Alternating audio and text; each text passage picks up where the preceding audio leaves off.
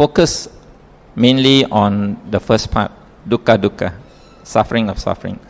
But I'm not going to just, obviously the reason why Sister B.I. invited a doctor to give a talk on this topic is because she's hoping that I will share my personal experience as a doctor. So we are not going to just touch on the Buddha's teaching. I'm also going to share with you some of my personal experience in my own personal life, as well as patients that I have seen. You know, of course, I will not tell you their names, patient confidentiality, but I will share with you some interesting cases that will hopefully help us to understand a little bit more about the kind of illness that we have. And we are not just talking about physical illnesses, okay? Because, in fact, I'm seeing more and more patients with emotional illnesses and mental illnesses. Mental illnesses here, I don't refer to just people who go mad, but depression, you know, under stress, things like that, anxieties, okay? So we'll talk a lot more about that. And there's a reason why we will talk a lot more about that. I will tell you later. Right. Now, having talked about suffering as the or sickness as the first part of the Buddha's teaching, which involves the First Noble Truth, then it goes to show that since sickness is also suffering, the cause of sickness must be the Second Noble Truth, which is craving. Because the Buddha says craving is the cause of suffering, and disease of sickness is suffering. So craving must be a cause of our diseases. When we look at it analytically or in a more detailed manner, then actually it is true. We crave for a lot of things in life. For example, let's take a look at food. A lot of people like to take too much, eat too much. And because they take too much, they crave for too much food, they grow fat. And obesity now is a major illness in this world, especially in the Western world. Okay.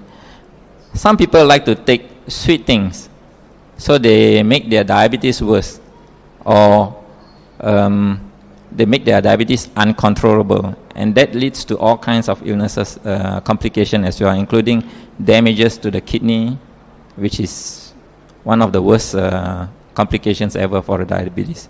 In fact, we all know, as doctors, we all know that if you have diabetes and you don't control it, within 20 years, your kidney will fail and you will be going on dialysis.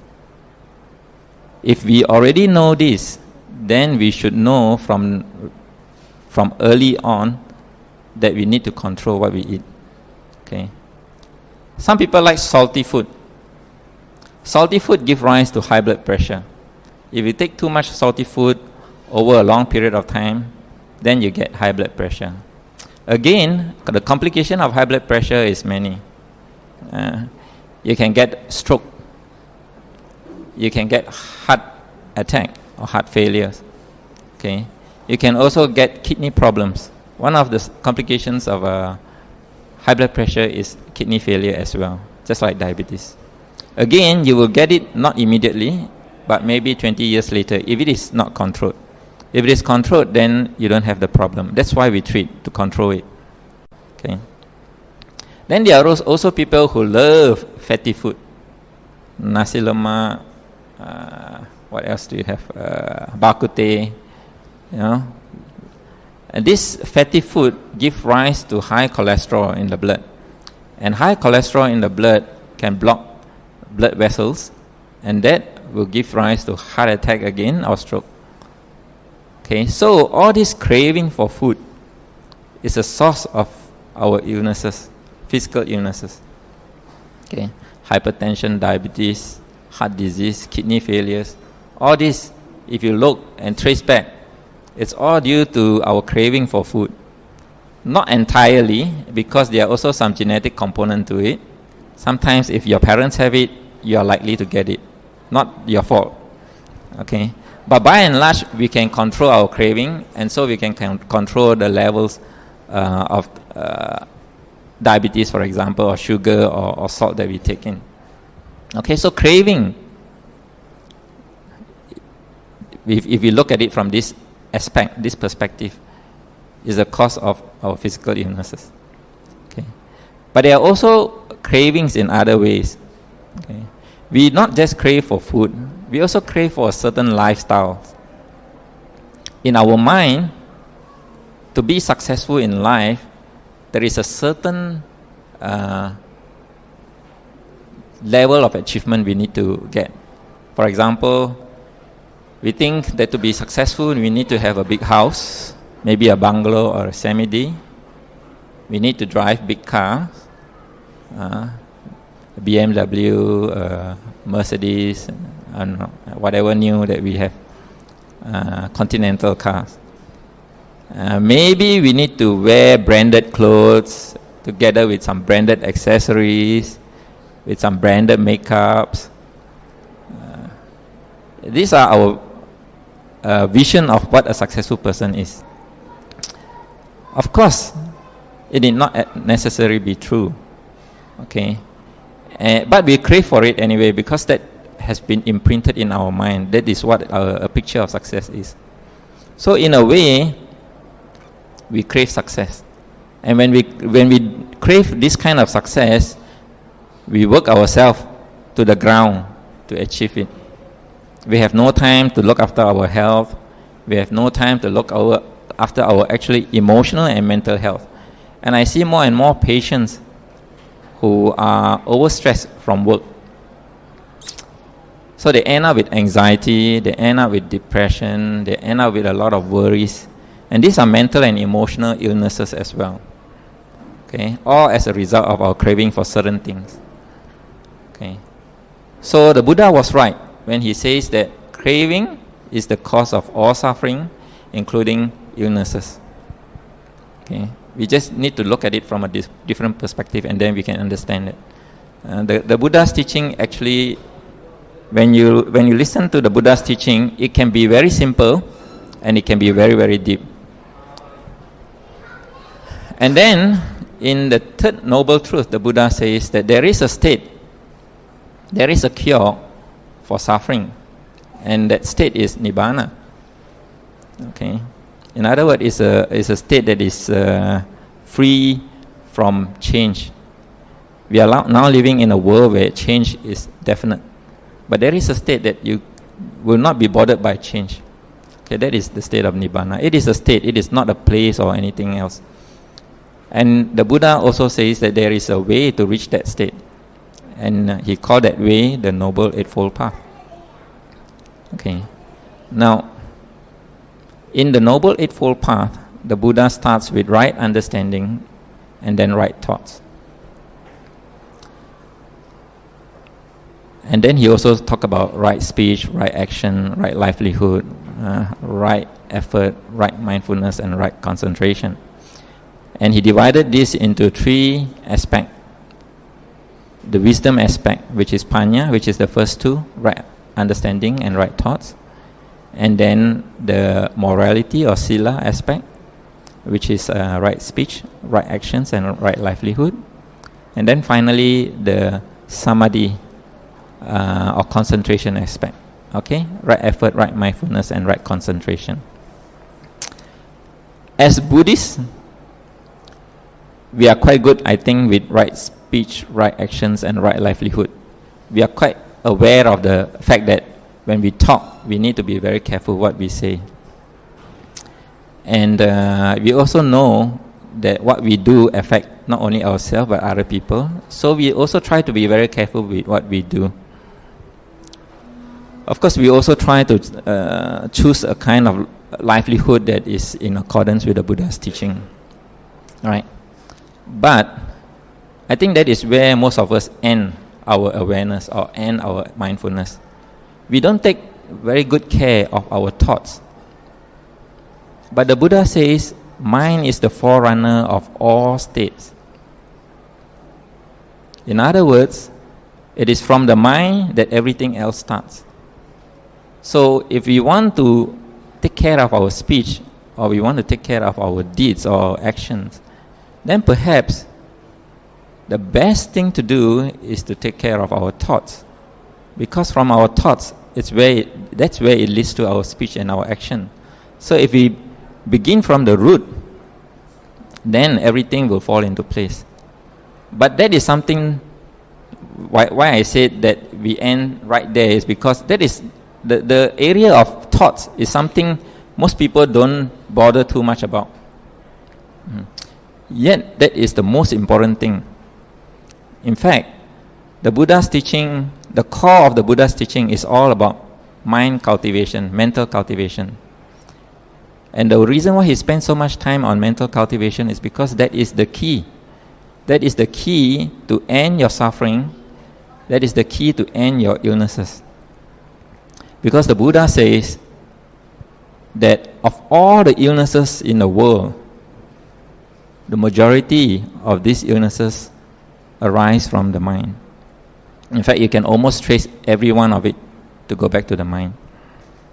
And the scientific world and the medical world are just beginning to understand that and are just beginning to realize the truth of that statement.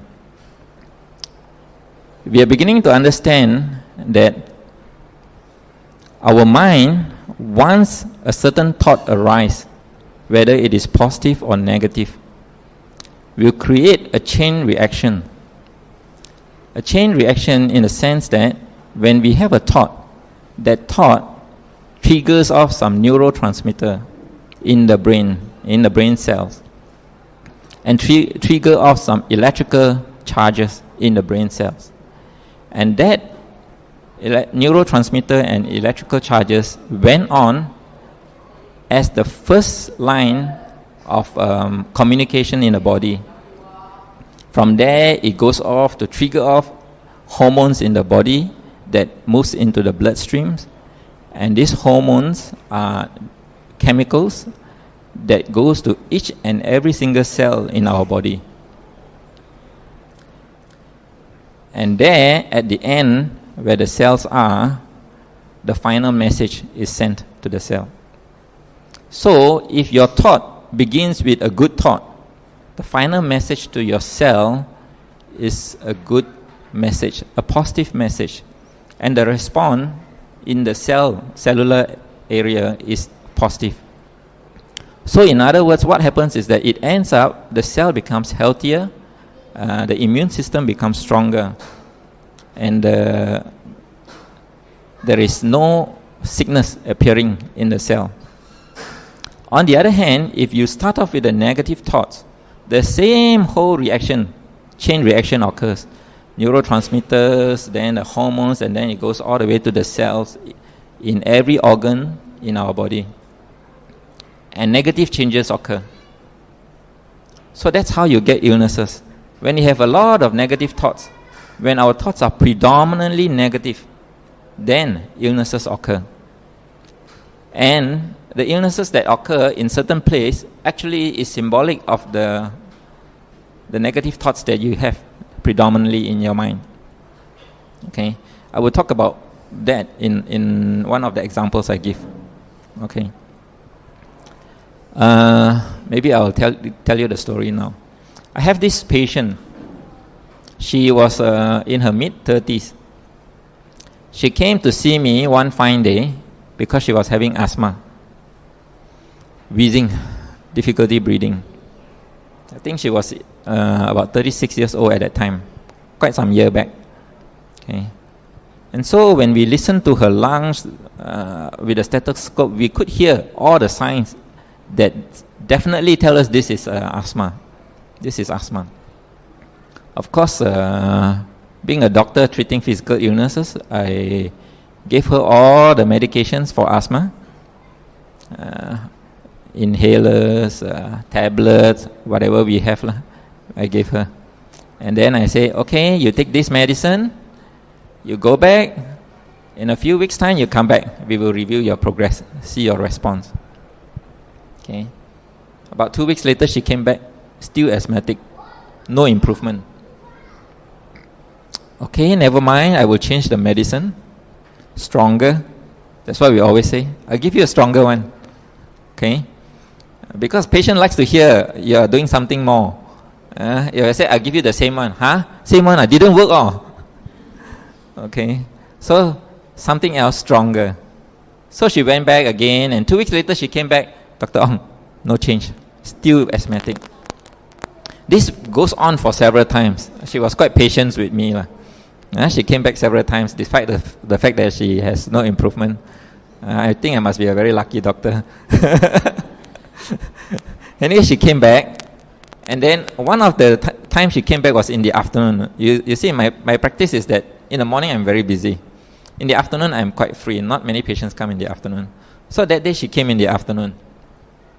So when she came in the afternoon, and there were not many patients. In fact, there was not even one patient then at that time, because she was the earliest one to come in the afternoon. So we managed to have some time to chit chat and talk. And I asked her, was there anything that happened before your asthmatic attack? Now we got the answer. She said, yes, 2 weeks before my asthma arose, I had a miscarriage. A miscarriage, huh? What happened? Said, well, I was in my early pregnancy about 6 weeks or so. And then one fine day I had cramp in the stomach, and then the miscarriage happened in the night. We went to the hospital, we were admitted, I was admitted, and then they did an ultrasound, and they saw the fetuses out already. So I had a DNC done. I said, oh yeah, how did you feel? That's all I said. Oh, how did you feel? She started crying. She started crying because she felt so guilty. She thought it was her fault that she had a miscarriage. I think every mother is like that. Something happened to their children. The first person they blame is themselves. So, miscarriage, it must be my fault. So she had this strong sense of guilt. But what makes the situation even worse was that she said, I couldn't talk about this with my husband because my husband refused to listen. My husband refused to talk about the event. Obviously, the husband is not ready to face the fact. You see? But she needed somebody to talk to about her feelings. And the person she's supposed to be able to talk to couldn't listen to her. So she had a lot of guilt.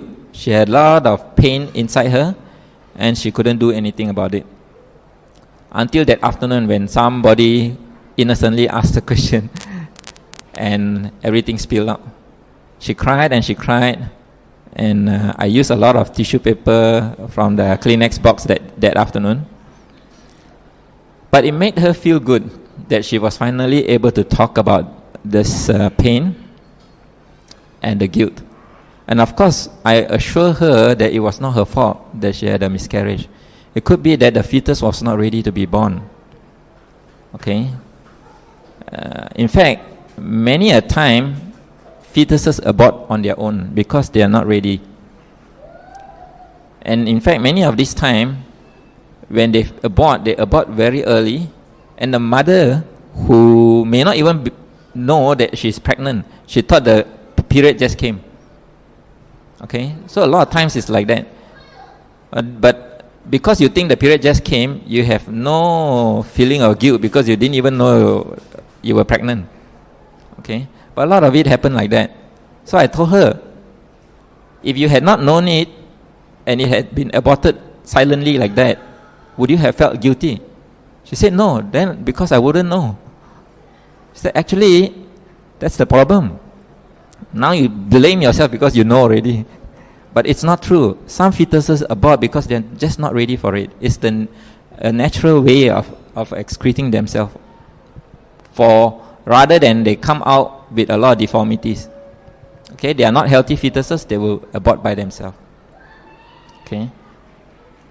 But the real surprise was 1 month later. She came back to see me, and then she said, Dr. Ong, I'm cured. I've got no more asthma. I said, you took the medicine? No, I didn't touch the medicine. I was cured after I talked to you that day. Amazing, isn't it? It shows how powerful our mind is in influencing our body. This example clearly taught me how powerful our mind is. So powerful that it can turn our physical body into illness. That day, I was convinced of the Buddha's teaching of how powerful the mind is, and that the mind is truly the forerunner of all states. Because now I see it on my with my own eyes. Okay. Before that, it's all just talk lah. Mind is the forerunner of all states. Yes, I understand that, but now I truly believe it. See, so that is how powerful our mind is. Mind is the forerunner of all states. But not just that. The Buddha also gave us a few clues of how we can use this mind in a proper way. He said that if you think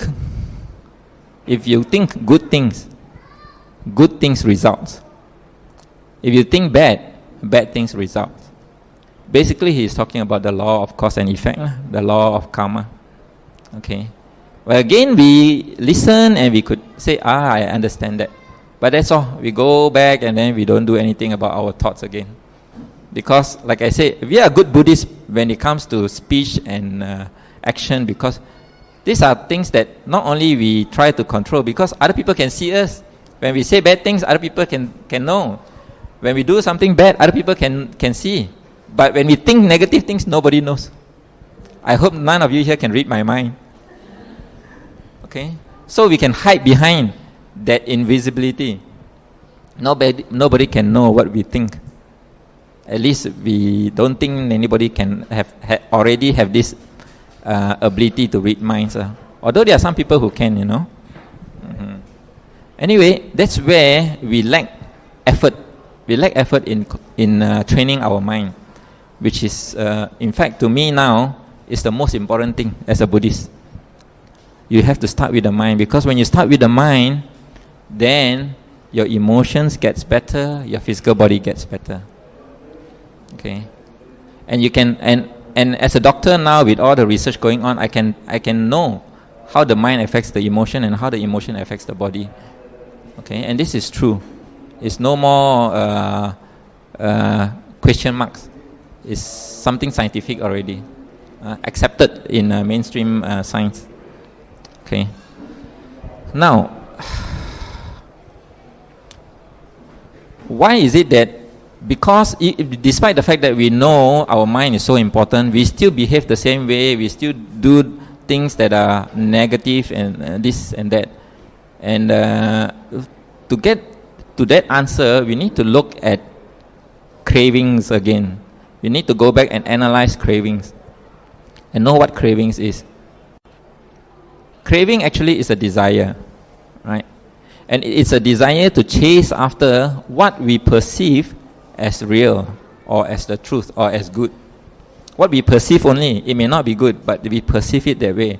So it's a belief that we are chasing after. We crave for a belief that we are chasing after. And the reason why we crave for it is because that belief has long ago been imprinted in our mind.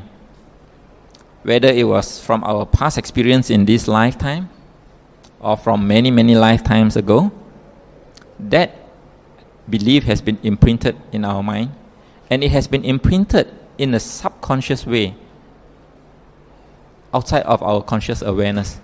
That is why it's so difficult to recognize it, to identify it. Because if we are conscious of it, we can easily remove it. Unfortunately, we are not conscious of it. This is done unconsciously. And so we actually learn this state. And a good example of this is the little baby elephant that is tied to a stick. I think perhaps you have heard of this story, but I will share with you anyway. In Thailand, they have a lot of elephants. Okay, they use the elephants there for a lot of work. When the elephant is still a small little baby elephant, they tie the elephant with a big rope on one of the elephant's leg, and the other end of the rope, they tie to a stake, and then they hammer the stick into the ground tightly. Because the baby elephant is still small, it cannot pull the stick away, right? So, even though it tried at first, it couldn't move. He felt that it's tight there already. Several times they do that, and they finally give up. They don't pull anymore at the rope. Then the elephant grow up to become adult elephant. Still, the trainer just tie the leg to the stick on the ground. And the elephant doesn't even try to pull the stick out, believing that if he does it, he will not be able to pull it out. It has been conditioned from young that he cannot escape. That is how our mind is conditioned. Okay. Another example of this is a famous example in the scientific community. It's called Pavlov's experiment. This scientist called Pavlov, he demonstrated the effect of conditioning the mind by training the dog to salivate. What he does is this. First he ring a bell. Then he gives the dog the food in a bowl. And the dog happily wag his tail and then salivate because of the food in front. So every time he does that, ring the bell first, then give the food. Then the dog will respond. Eventually, after some training, some conditioning, what he does is, he just ring the bell, no food. The dog will still wag his tail, salivate. No food, but it will salivate anyway because of the bell. So that is another example of conditioning. Of course, this type of conditioning is gradual conditioning. You have to reinforce it many times. Then it gets conditioned, it gets imprinted into the subconscious mind. Okay, but we can also be conditioned by just a single event, a single act, a very emotional one. Then that event could be imprinted into our mind, and it becomes something that drives us. This one, I will share with you my personal experience. Right. Some of you may remember May 13, 1969, the racial riot in Malaysia. Okay. At that time, I was a little boy. Yes. On that day, May 13, the government extended a curfew because of the racial riots. And where I stay, there were some soldiers patrolling in their patrol cars and in their jeeps. Now, being a young boy, I was curious because I've never seen a soldier before. So when I heard a car coming, and I knew that there were some soldiers in it, I quickly ran out into the middle of the road to take a look at the soldier.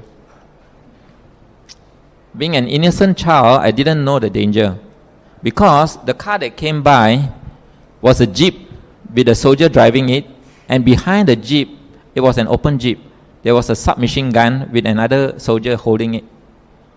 When I ran out, my mother panicked, so she screamed.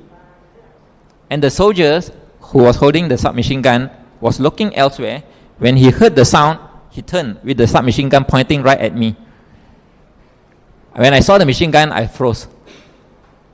Somehow I knew that was dangerous. So my mother quickly ran out of the house, grabbed me, pulled me back in. But that shock of seeing the soldier with the submachine gun pointing the gun at me was enough to imprint the fear of uniformed men. From then onward, whenever I see a policeman, I start to shake. For no reason. Not that I have done something wrong, but I will just shake. So much so that when I see, let's say I'm walking in town, and I see the policeman there, and that's where I want to go, I go the other way. Just to avoid the uniformed man. That fear was already imprinted. But as I grow up, Fortunately, I was aware that this is an irrational fear. There's no reason why I should be fearful. It was irrational, so I worked on it. And eventually I was able to overcome it. Nowadays, when I see a policeman, there's no more fear lah. But I had to work hard. I had to actually face my fear. To purposely, when I see the policeman there, walk past him. But each time I walk past him, very fearful. But the more I do that, the more I realize nothing to fear. And soon I relearn something, nothing to fear. So I walk past without any more fear. So I have to replace that fear with a new belief that there's nothing to fear about policemen. Okay? So this is what happened to us. This is why we crave for things. It is conditioned into us because of our past behavior, of our past experience, either in this life or in a previous life. Okay? And the same way we crave for food, we crave for a certain lifetime, is because it has all been conditioned into our mind. Who says that you need a big house, a big car, and all the nice things in order to be able to live a decent life? The Buddha didn't say so. But who says? The TV, the media, the newspaper, all the people who are trying to sell you these stories, they're the one who tells you and who has imprinted that into your mind. And so you're convinced that yes, in order for me to be successful or seen as successful, this is what I should have.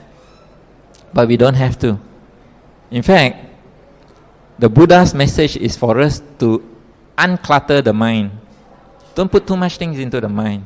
We need very little to be happy. I know of one person who, if he gets his father's inheritance, he will be one of the richest men. Yet he chose not to. He chose to renounce and become a monk. Because he knows his priorities and because he truly understands the Buddha's teaching well. And of course he become a Buddhist monk. Okay, so sometimes we have to recondition ourselves. Okay, and in fact, if you want to be free of a lot of sickness, this is what you need to do. You have to recondition your mind. Right. Now, I can also tell you of a story of a nun who had cancer, and she was able to cure herself of that cancer. I think some of you may have heard of her or may have read a little booklet that was published based on her stories. I'm not sure anyone have heard of it. Anyone? No. There was a nun who had cancer. I can't remember what type of cancer she had. But the moment she was told she had cancer, of course she will go to the doctor, get the diagnosis, get the treatment and all that things. But some cancers are not amenable to treatment, not in the Western medication anyway. But what she decided to do when she knew that she had cancer was that, because I have only a short time to live, I will devote all my time to meditation, improving myself.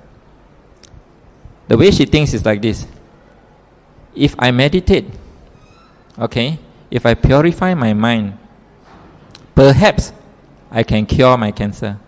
But even if I don't cure my cancer, the act of meditation would have purified my mind so much that I will not be so affected by the illness, and at least I could be reborn perhaps into a more fortunate state next time.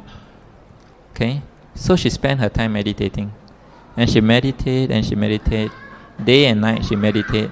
She make it a habit even in her daily work to be doing things slowly in mindfulness, meditation. I think after about, it wasn't short time, it was a long time, but she has made meditation a regular part of her life.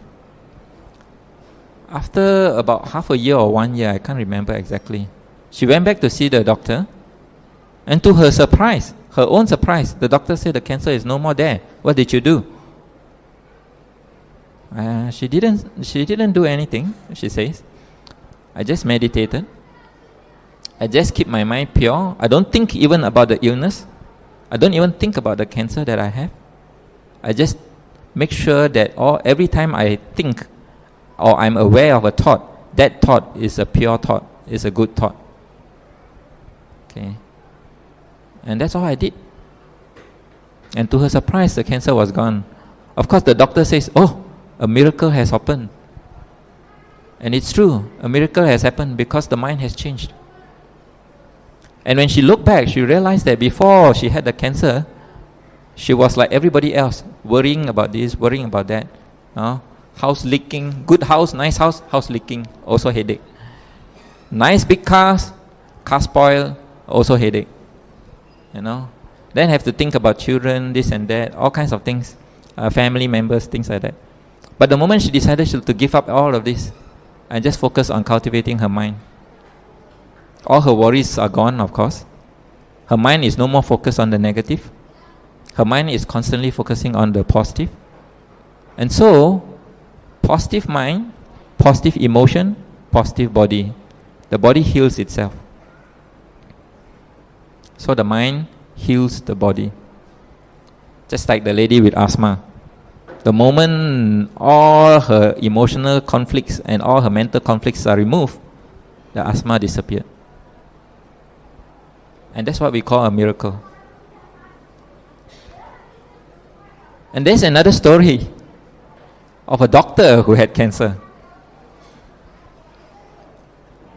This doctor had a cancer 6 months after his son passed away. And his son passed away because that day he wanted to drive. I think the son was about 16 or 18 years old, just old enough to drive a car. And the father said, okay, take my car. So he drove. And he was involved in an accident and he died. Of course, the father blamed himself to have allowed the son to drive his car. It was a simple, at that time when he made the decision, it was a simple decision. After all, my son can drive. He wants to go out, I let him use my car. You won't imagine something terrible could happen. But it did, and the son died in the accident. And he felt guilty. 6 months after that, he was diagnosed of having a cancer. Now, I tell you these stories not to say that if you do have a cancer or if you have an illness, if you do the same thing that these people do, you don't have to listen to the doctor and you can throw away all your medicine. No, okay. Please do consult your doctor. Don't just do things on your own, okay? But you can do this together, okay? So this doctor, 6 months later, he had a cancer. Being a doctor, he has a lot of doctor friends, of course, and they treated him with chemotherapy, radiotherapy, injections, whatever, all the best medicine for him. Still, the cancer won't go away. In his desperation, he also seek alternative treatment. And now, why I say desperation? Because when you are dying, you're desperate when there's no cure. Okay? And why I say desperate is that doctors, especially Western doctors, they are the last person to adopt alternative medicine. So for him to finally say, okay, I will try alternative medicine, must be very desperate. Okay? But there are doctors who are very open-minded to all kinds of possibilities. And alternative medicine should not be totally excluded. All right. But in this case, he tried all kinds alternative medicine as well. Also, it didn't cure him. Until one day he came across a program. This is a Western doctors in the Western world. He came across a program of forgiving. It was a program that teach you how to forgive. I think a 1 week program or something like that. In the West, they have a lot of these kind of programs, very good actually. Anyway, he joined the program. And in that program, he realized that he has a lot of guilt and anger and a lot of blame as well, because partially he blamed himself, but in some part, at a different level, he also blamed his son. Why did you do it? Why did you decide to drive on that day? And why did you have to ask me? Sometimes we do that. Although we take the blame, we also blame others, because it's always easy to blame somebody, right? So he finds that there is a lot of conflicts, emotional conflicts within him, mental and emotional conflicts. And in that 7-day forgiveness program, he realized that, I actually do have all kinds of guilt in my mind, all kinds of blame and whatnot, all the negative emotions. And in that program, they taught him how to recognize it and how to release it. After the program, he continued to practice that. And the program also introduced him to meditation, so he also did some meditation. But he realized that he needed to work on removing all his guilt. He needs to forgive himself. He needs to forgive his son. He needs to forgive the other driver who knocked into the son. He needs to forgive everything about the situation. And again, after many months of doing all this, one day he went back for his follow-up in the oncology clinic, the cancer clinic. And his good friend, the oncologist, says, "Hey, where's your cancer?" Gone. The cancer was gone. Right. So this is another exceptional case of how a person can heal himself or herself just by clearing all the mental and emotional blocks. Mental and emotional. Starts with the mind. Once you start with the mind, the emotion will clear itself, and then the body will eventually clear itself. It may take a lot of time, but the good news is that even if you have started with your mind and you have relieved a lot of negative energy, but your body is still not healed, even so you would still have benefited.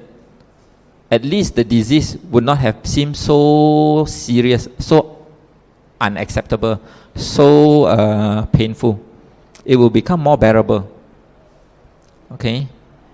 And the other benefit is, of course, if you did die of that disease, eventually, at least you would have a purer mind. That means that you will probably be able to die more gracefully, more dignified, without so much fear. Okay? And that itself is worth it, even if nothing else works. Okay? There's a lot of fear of dying. There's a lot of fear of dying. I see that in a lot of patients. Okay? So that is it. Let me take a sip of water.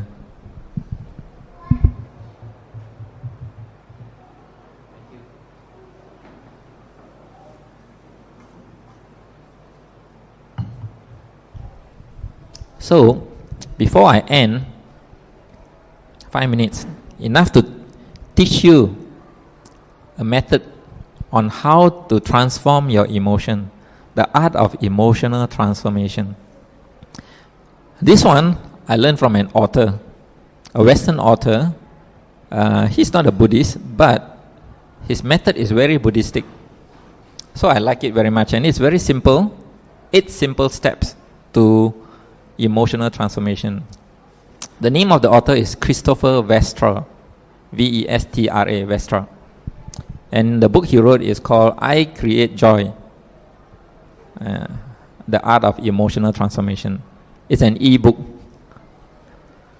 Anyway, he outlined 8 steps to transforming your emotion, any kind of emotion, to a state of joy. The first step is that you must accept responsibility. You must always accept responsibility for your emotion. Why? Because your emotion is your own creation, not somebody else's. Nobody makes you angry. You created it yourself. The trigger may have been from somebody else, but you always have a choice how you want to react. And in that instance, you have chosen to react angrily. So it is your choice, it is your creation. So start by accepting responsibility for your emotion. Then the second step is to name your emotion. Why do you want to give a name to your emotion? Very simple. The moment you are able to name the emotion accurately, you have clarity, you have awareness, you are conscious of the emotion. Okay, so naming the emotion gives clarity and awareness to your emotion. And you will find, if you have never tried this before, that most of us have very limited vocabulary when it comes to describing emotion. Happy, sad, angry, that's about all. But there are a lot of very subtle emotional labels and description as well. So the more you practice this, you will find that you will learn more and more emotional words. Basically, it's a way to improve your EQ, emotional quotients. Now there are a lot of people who specializes in teaching you EQ. Very good program. So when you name your emotion, that's what you do. You become better at recognizing your emotion. You have more clarity and you have more awareness about your emotion. That's step 2. Let me see, I can't remember. Okay, step 3, letting go of the story. What does he mean by letting go of the story? The story is what happens outside that triggers off the emotion. And so, the story is something we always blame on. This and this event happened, that's why I became angry, or that's why I became sad, or that's why I became frustrated, because this and this happened. That is the story outside. On the outside, it looks like there's a story. But in actual fact, from the first step, we know that we create our own emotion. We decide how to respond to it. So basically, don't blame the story. So let go of that story. Let go of the triggers or the person who actually triggered off the emotion. In fact, use our emotion as our teachers. Our emotions are our best teachers. If you have an emotion, a negative emotion, and you look deeply into it, you will find a lesson there. And usually it will lead you to a belief that has been conditioning you to behave in the same manner all the time. So let go of the story. Let go of blaming. Don't blame, don't judge. Let go. Right? And the fourth is bless your emotion. Bless your emotion means be grateful for your emotion. Be thankful for your emotion. Why?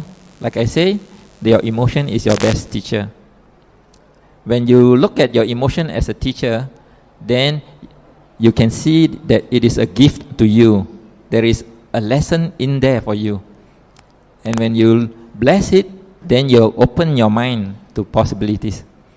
If you keep blaming others and if you keep resisting accepting responsibility for your emotion, you will never look inward. You will never look to try to find out what is the belief that is causing this emotion. Then step 5, feel your emotion. Meaning you allow yourself to release the energy associated with the emotion. If there's a lot of anger, just feel it and say, okay, I'm experiencing anger. There's a lot of mindfulness you need to have here. Most people can't do this. So that's why meditation is very useful. It increases your awareness and mindfulness so that this kind of steps becomes easier for you. If you don't have the kind of mindfulness or awareness, going through this step can be very difficult. So the first thing to do is to train your mind to be mindful. But once you are able to be mindful, then these steps becomes very logical. Feel the emotion because you don't want to resist the emotion. If you resist, it persists, it stays on longer and becomes a block, remains there. If you allow yourself to experience it in a positive way, in a conscious way, then you don't cause too much damage. And once the energy is released, you let it go. You don't cling on to it anymore. Okay? So feel your emotion and let it go. Then, step number 6, ask for clarity. Ask for the lesson. Ask for clarity. Is there a lesson for me here? Number 7, identify the belief behind your emotion. Like I said, behind every emotion, there is a false belief or there is a a self-limiting belief, a belief that is not working well for you. You want to change that. So step number 7 is to identify that belief, and step number 8 is to replace that belief with a newer belief, a more effective belief, a more wholesome or skillful beliefs. That's what the Buddha used. The word that the Buddha used is skillful. The Buddha never said this is good, this is bad. But this is more skillful, because using this, you get the desired effect. This is not so skillful because you want to continue to stay on to this belief. The effect is not what you want. So it's not a skillful way of keeping the belief. So you want to discard all the unskillful or ineffective beliefs and replace them with more positive and more effective beliefs. Okay? So those are the 8 steps. Accept responsibility for your emotion. Name your emotion. Let go of the story. Bless your emotion. Feel your emotion. Ask for clarity. Identify your belief and replace that belief, finally. And when you do that, you would have replaced the imprint in your mind that has been playing your life all the while, like an old broken record. Now you have more awareness, you have better control. You can choose what you want to believe. Okay? When you choose the right thing to believe in, when you choose the right thing to focus on, then you get what you want. Right? Now, before I end, I must emphasize that there are a lot of people who says, you know, Dr. Ong, I have this patient actually who says, Dr. Ong, she had cancer, she had breast cancer. The breast cancer has been removed, and she was living a very strict diet, and she exercises every day, and yet the cancer recur. And she say, Dr. Ong, I have done all that is necessary to lead a healthy life. How come I still get my cancer? I say, what did you focus on? Did you focus on your illness? Did you focus on the fear of getting the recurrence? Or did you focus on just being healthy? There is a big difference. Because whatever you focus on, you get it. If you are looking after the food that you take and doing your exercise, because the thing that motivates you is that I'm afraid I will get the recurrence, I'm afraid I'll get the recurrence, that is what you focus on, that is what you will get. On the other hand, if you choose what you eat nicely and you exercise regularly, and the focus is, this is going to give me a healthy body, this is going to give me a healthy body, this is going to give you a healthy body, then eventually this is what you will get. Externally, the habit is the same, but the mindset is different inside. And that makes a lot of difference. That makes a major difference to the outcome. Okay, so you also must know how to focus. Never focus on the negative, because whatever you focus on, it will come to you. If you focus on the negative will come. So you focus on the positive, and you focus only on the positive. Each time you catch yourself focusing on the negative, change that to something positive. Instead of saying, I don't want to be sick, you should be saying, I want to be healthy. And you should imagine yourself being in good health. That's the difference in the focus.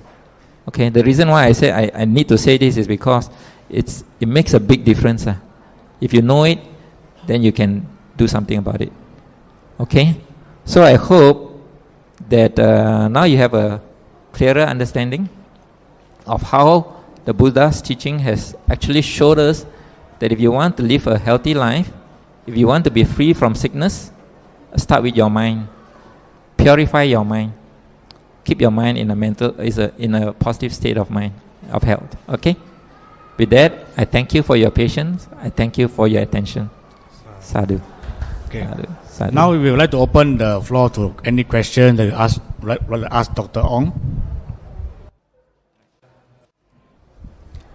Dr. Ong, we have one question actually. Okay. Can we have your website for the e-books? Okay. I have a website for the clinic actually. It's called www.clinicong.com.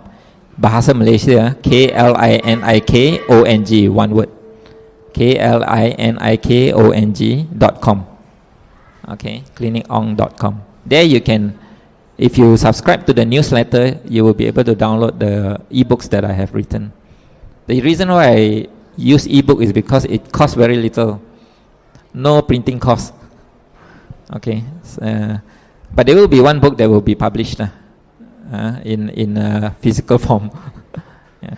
But most of these are in an ebook format. Okay. Any question? Any questions or anything you want to share? Yes, brother. Yeah. Talking about cancer in Malaysia. So you just now our talk you talk about mind, all this thing. So in Malaysia, because usually our alumni invite an expert in cancer who give me a talk. Over there they have a psychiatrist to comfort the cancer patient. So is the trend in Malaysia doing so in area? Okay, I must first say that medicine is very slow to adopt a lot of information that is coming in about how the mind works. Okay, so conventional orthodox medicine so far, when they treat a cancer, they just treat physically using radiotherapy, chemotherapy, and immunotherapy. Using physical medicines to treat physical illness. In Malaysia especially, this is true. But in the West, there is now a trend to supplement this physical treatment with programs like meditation and programs like psychotherapy to try to act on the mind itself. So they actually try to cure from two prongs. One physically, the other one from the mind and the emotion. Okay, I think eventually this will be the trend. Of course, over here it's a bit slow to catch up, but eventually it will be so.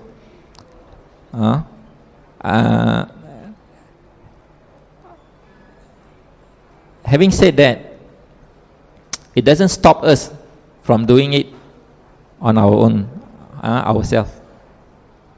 Despite the fact that even if you go to your doctor and then the doctor gives you some physical medicine for your physical illness, you yourself can go and try to clear up or purify your mind. Okay, does that answer your question? Dr. Ong, I've heard a lot about the mind curing sickness. Like in the Buddhist conference, you have Dr. Tan Kong, Metta Clinic in Australia, yeah. Patricia Sherwood. Mm-hmm. I'm very impressed and I'm very interested. But in Malaysia, do you know, is there any such practice or clinic that is doing this kind of psychotherapy? Yeah. Sad to say no. In fact, we wanted Dr. Patricia Sherwood to come and give us a course. Unfortunately, there weren't that many people who were interested. There wasn't a group big enough for us to invite her over, because when we invite somebody over, we have to pay for the expenses as well as the cost material and all that. You need a certain number, and she also requested for a certain number. If you don't achieve that, then it's not viable for her. She actually does that in Singapore as well. The other option is, of course, for you to go over to Australia. She does. Dr. Patricia Sherwood, psychotherapies and all that is actually Buddhist based. And although Dr. Tan is not involved in this psychotherapy, but Dr. Tan is practicing Buddhist in Australia, and he is very well aware of the effect of mind on physical illness. But to go through the training, do you need a medical background, or just anybody who is interested can attend this kind of training? For psychotherapy with Patricia Sherwood, I think you don't have to be a doctor, but I guess you would need to have a certain minimum requirement, maybe SPM, something like that, or maybe a basic degree. The reason is you need to have a certain level of maturity to be able to do that. Of course, it probably also depends on a case-to-case basis. Some people may be 50 years old but still very immature. Some young people are already very mature. Okay, so to be a psychotherapist, you need to have a certain level of maturity.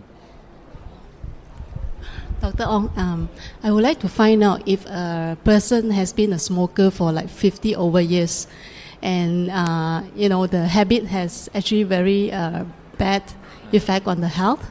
It may even cause lung cancer and so on. So, but the person has no willpower to stop the habit. So, what would you advise? As somebody close to that person, should we actually let him be? Or, from a Buddhist point of view, or should we really, motivate and encourage him to quit smoking? How old is he? 62. 62, quite hard. There are some people whom you can try to change their habit. There are also some people who are very difficult to change. The more entrenched, the more they have been used to that habit, the more difficult. And old people are known to be very difficult to change their habit. But sometimes opportunities afford us an opening to try to convince him. For example, if he has some friend who has cancer because of smoking, then if he knows that this friend get cancer because of smoking, that is a good opportunity to try to convince him to stop it. Okay, or somebody else, not necessarily a friend that he knows, but similar situation, to hopefully give him a big impression that there is danger after all. Okay. Other than that, the other way is, of course, like I said, there are two ways to imprint. One, immediately, but if you do it immediately, it's got to usually have a great emotional impact. So somebody die of cancer, for example, that one, he will start to change. The other way is to repeatedly try to replace his present belief with a new belief. That one you have to nag him to death. Keep telling him. But after having been a doctor for so long, I have also realized that there are some people I can help, some people I cannot help. And you need to have a bit of wisdom to know which one is which. Okay? But that doesn't necessarily mean you give up.